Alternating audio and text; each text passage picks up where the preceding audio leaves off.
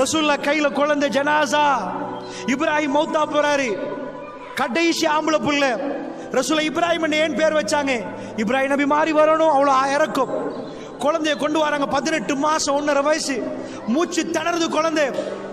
ரசூலுல்லாஹ் கையில குழந்தை, கண்ணால ஓடுது ரசூலுல்லாஹ். ஏண்டா லாஸ்ட் கிடைச்ச ஆம்பளை புள்ள. அப்துல்லா முடிஞ்சு காசி முடிஞ்சு இப்ராஹிம் இது லாஸ்ட் கிடைச்ச ஆம்பளை புள்ள. ரசூலுல்லாஹ் கண்ணால ஓடுது. சஹாபாக்கள் கேட்டாங்க, யா ரசூலல்லாஹ் நீங்க துனியா களமாட்டீங்களே, ஆகிராவு கழுவாரு ரசூலுல்லாஹ். அவங்க சொன்னாங்க, யர்ஹம் யுர்ஹம், இரக்கம் காட்டினால் இதுக்கு இரக்கம் காட்டினா அங்க இரக்கம் கிடைக்க மாட்டாங்க. என்னாச்சு? ரசூலுல்லாஹ் ஜனாசாவை அடக்கினாங்க. ஆனா ரசூலுல்லாஹ் அல்லாஹ்வை இன்னும் நெருங்கினாங்க. ஏன்? அந்த கல்புக்கு நிம்மதி அல்லாஹ் இறக்கி இருந்தான். ஜனாசாவை கையில வச்சு உங்க ஊர்ல யாராவது பயான் பண்ற மௌலவியை காட்டலுமா? திடீரென்று சூரிய கிரணம் வந்துட்டு இருட்டாச்சு, மக்கள் பேசுறாங்க, ரசூலுல்லாஹ் மகன் மௌத்துக்கு வானமே துக்கம் அனுஷ்டி நிற்குதுப்பா. ரசூலுல்லாஹ் எழும்பி சொல்றாங்க, ஜனாசா கையில இருந்தா யாராவது இந்த நேரத்தில் பயான் பண்ணுவாங்களா? எதையாவது பேசி தொலையட்டும். ரசூலுல்லாஹ் மக்களே பொய் சொல்லாதீர்கள், என் மகன் மரணத்துக்கும் இந்த சூரிய கிரணத்துக்கும் சம்பந்தம் இல்லைன்னாங்க ரசூலுல்லாஹ். அது அல்லாஹ்வின் விதி பிரகாரம் அப்பப்ப நடப்பது.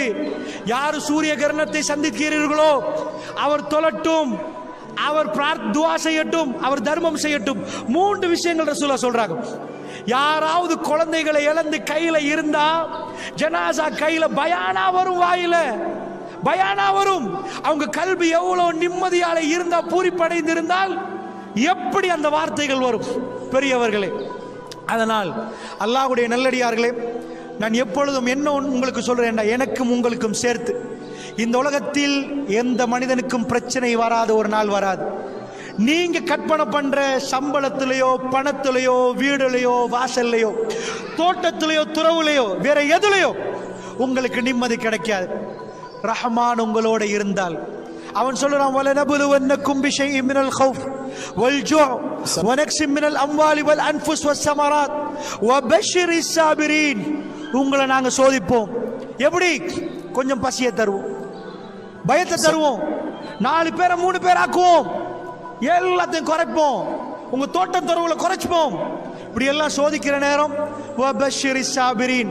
நபியே ரகசியத்தை சொல்லித்தானே, பொறுமையா அல்லாஹ் என்ன கைவிட மாட்டான், என் ரப்பு என்ன கைவிட மாட்டான், ஒரு நாளும் கைவிட மாட்டான். யாரு நம்புறார்களோ அவங்கள்ட்ட போய் சுபசோபனம் சொல்லுங்கள், அவர்கள் என்னை கண்டுகொள்வார்கள். நபியே ஃபபஷ்ஷிரிஸ் ஸாபிரீன், அவர்கள்ட்ட போய் சுபசோபனம் சொல்லுங்க.